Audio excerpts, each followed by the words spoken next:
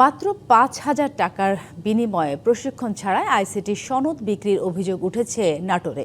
অভিযোগের তীর তথ্য ও যোগাযোগ প্রযুক্তি অফিসারের এক কর্মচারীর বিরুদ্ধে। তবে অভিযুক্তদের দাবি এই জালিয়াতির সাথে ঊর্ধ্বতনরাও জড়িত। দ্রুত তদন্ত করে এই বিষয়ে প্রয়োজনীয় ব্যবস্থা নেওয়ার দাবি ভুক্তভোগী ও এলাকাবাসীর। তথ্য প্রযুক্তির এই যুগে চাকরি প্রত্যাশীর প্রযুক্তিগত দক্ষতা নির্ধারণে আইসিটি সনদ এখন অতি প্রয়োজনীয়, কিন্তু নাটোরে সেই সনদই কিনা মিলছে টাকার বিনিময়ে। অভিযোগ, প্রশিক্ষণ না নিলেও সার্টিফিকেট পৌঁছে যাচ্ছে অনেকের হাতে।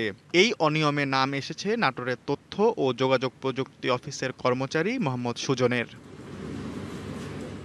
একটি সার্টিফিকেটের জন্য ৫ থেকে ১০,০০০ টাকা নেন সুজন।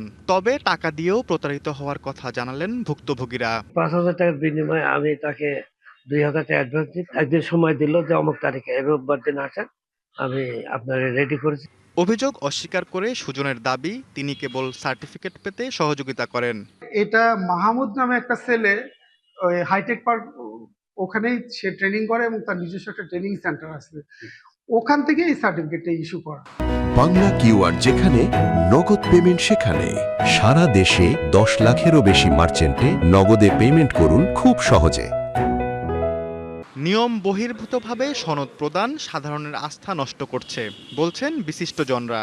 যে ব্যক্তি অভিযুক্ত হবে এবং তার অভিযোগ যদি প্রমাণ হয়, সেক্ষেত্রে অবশ্যই তাকে ফৌজদারি আইনের বিধানে, দেশের প্রচলিত যে আইনের বিধান রয়েছে সেই দণ্ডবিধি অনুযায়ী তাকে শাস্তির যোগ্য বলে মনে করা যাবে।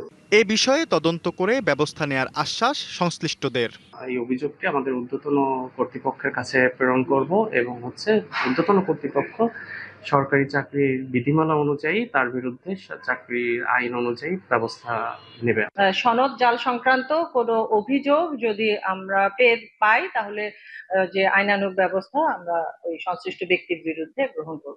প্রশিক্ষণ ও মূল্যায়ন ছাড়াই সার্টিফিকেট দেয়া হলে প্রশ্ন ওঠে পুরো ব্যবস্থার স্বচ্ছতা নিয়ে। তাই এই ধরনের অভিযোগ দ্রুত ও নিরপেক্ষভাবে তদন্তের দাবি এলাকাবাসীর।